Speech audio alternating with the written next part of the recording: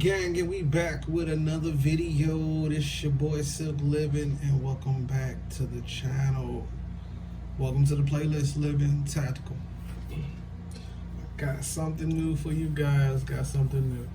Alright, so I know we've been talking about subcompacts and small pistols. Well, shout out to a subscriber. He gave us an opportunity to review and try to fix a problem that he is having. I want you guys to storm the comments and tell me what you think. I am new to this platform. I am new to this firearm. So I'm just going to fire off what it is, what it's doing, and what it won't do. Today we have, and I might not be pronouncing this name right.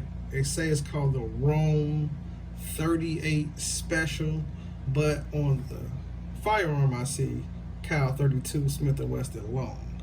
Alright, now for this video, I'm gonna pull this part out because that's the only way that I can get this center part to open. Don't know if that's the correct way to do it, but that's the only way it's opening now. I just want to start the video out by showing you she is clear. See my fingers? She is totally clear, beautiful. Okay. This is an antique firearm that he had from a family member that was passed on down, and he gave me the opportunity to not only review it but ask some questions on it. I will tell you that from the research that I've done, this is from the 1950s. It was passed down. It's called a Rome RG. Supposed to be a 38 special. I don't know if it's ever been fired, but he said that, you know, it was a family heirloom and it's been passed on down from you know, person to person or whatever, how have you, and now on to him. And he just, if he can't fix the situation, he is going to just encase it, probably just encase it anyway. This is from the 1950s. It is very heavy. It's metal. It kind of puts me in an old Western feel. It puts me in that Toy Story Woody, that old reach for the sky type shit. You know what I'm saying? It has that old feel. I love it. It's very different from the traditional modern day firearm. They called these the throwaways back in the day. If you had one of these, you had the old 6-shooter Blammer. This was the throwaway, you feel me? So this is really historic to have to the channel. I truly appreciate it. You know what I'm saying? It's nice to kind of have a little history on the channel, if you will. I truly fuck with it. But it's definitely giving me cowboy vibes. It's definitely giving me that reach for the sky. You know what I'm saying? Yeah, 1950s, and this was model RG31. I'm thinking RGIND, and it says Miami, Florida. So this gun probably was manufactured here, or to some extent shipped here, sold here, something like that. This is a German. This is a German revolver, if you will. Double action, single action. She's doing a lot. Now the issues that he's having with, it's not cycling. Like I said, it's empty. The hammer cocks back does work, as you see. When you fire it, it doesn't cycle. If you click it just a little bit, it pops back, and then the double action works for a dry fire. So I don't know what's going on in here. I did tell him I would take it apart. I probably won't take it apart for this video, but I will take it apart after this video. Just to look inside, get an idea. I found one of these online. This is a cheap firearm. Back in the 1950s, or back in the day, you could probably get this thing right here for like 50 to 100 bucks. Today, I found one for sale for 200. You can see, I can see the amount of lube or grease that someone applied to it recently. Like I said, it doesn't look too dirty, but I will go through it and try to tighten her up to best of my abilities. Not I'm doing no modifications or anything like that. If you have one of these, please chime in, please jump in the comments Tell me more about it. I'm only gonna have it for a little while. I just think it's gorgeous. That whole spin action, I love it. You know what I'm saying? This is historic, you know what I'm saying? So to have something like this on the channel, man, it really truly means a lot. So this company was actually manufacturing guns all the way up to 2010 until they actually got bought out. And this just happens to be one of the versions that they were producing at the time, you know.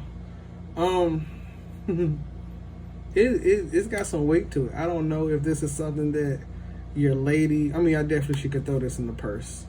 But it definitely has some weight to it. Like, if you can't hit them with the bullet, you damn sure can throw it at them, because it's really got some weight to it. I don't know what's causing it not to spin.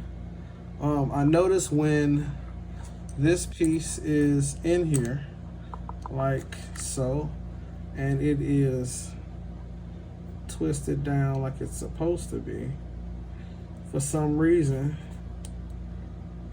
and pull it back, it won't cycle, and you can't pull this out. I don't know if it's supposed to be like that, but that's just how it's carrying itself for me. This is supposed to spin, but that's weird. I mean, that you can't open this. Obviously, with this long pin in there, there's no possible way that that's opening, and it's going all the way back to the back. So maybe you do got to take this out and throw 6 in there and close it. And I don't think you would have to do it like that, but like I said, this is old, so maybe that's how that works. I'm gonna leave it at that. You know, I'm not gonna get too in depth. I want to get feedback from people this time. This time I'm really looking for you to chime in and tell me about it. If you have one, you've had one, your family member had one, is it worth fixing? From what he was told from another not a manufacturer, but another little pawn and gun establishment, they was like, you know, I would just kind of toss it, sell it, or, you know, just kind of store it, man. It doesn't fire, but it's still nice to have in the family to, you know, to say it was passed down. I know in my family, we also have a firearm, not like this. It is a 1911, and I'm gonna treat that as such, as another family heirloom, you know, from generation to generation. And I'll probably throw one of mine in, so, you know, my children can also do the same thing. The cool thing about this, I will say, is the more that I'm doing this, I'm starting to become, as you would say, a collector. Like, there are certain firearms that I'm now starting to want, and I just want to encase them and have some personal attachment to. I'm noticing also when I do choose firearms, like I chose the Glock. My Tauruses are just probably something that was the hobby for me. I won't do too much to my Glock. And I have started purchasing other firearms that do hold a nice value. Man, there are some guns out here that are worth a good amount of money, you know, especially if you get something from history. So it's starting to be a profession of mine, a hobby of mine, something I'm loving. So like I said, I appreciate you guys. Just want to talk about this just a little bit, short video, you know, just want to show it off. The RG38 special, even though it does say Cal 32 Smith & Wesson long on here, that is the information that I found on it. And if you have one of these, know anything about it, can help me fix this problem before I take it apart, please chime in, and I can hopefully bring it back to the channel, and we can do another video on it. You know, since solving that issue for somebody who just may have one. So this is your boy Silk Living. I miss you guys. It's good to see you guys. Good to hear from you guys. You can always find me on all my social platforms, Silk Living. Welcome back to the channel, and I will see you guys with another one. Stay tuned, because next we have the 300 Blackout. Peace.